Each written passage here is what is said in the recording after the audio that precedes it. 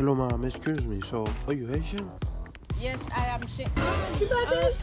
Moi c'est haïtien, oui, c'est haïtien.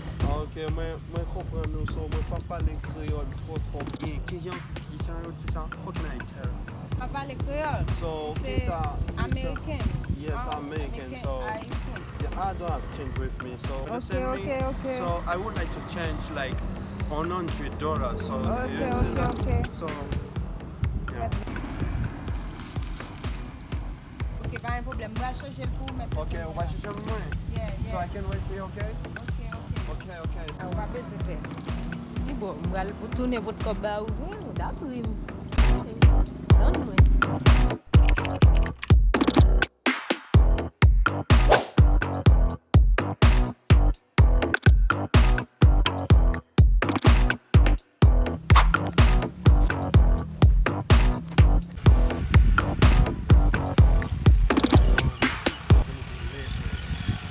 Hey, yo, what's up, man? How you doing, bro? I'm okay, man.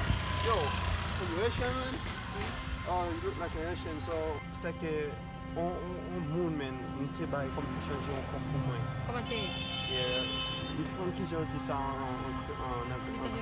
Cheveux longs? Yeah, man, you get cheveux longs, man. You get Rasta, dread, man. Rasta. Yeah, exactly. Oh, man. pas dit qu'on vous. Shit, man, I'm fucked up. I need my money, man. I can't lose my money like that, man. Non, man. Okay, what's your name? Tell me your name. Oh shit. Monsieur Dyaspora, pas dit qu'on vous. Ah, mon cher, man.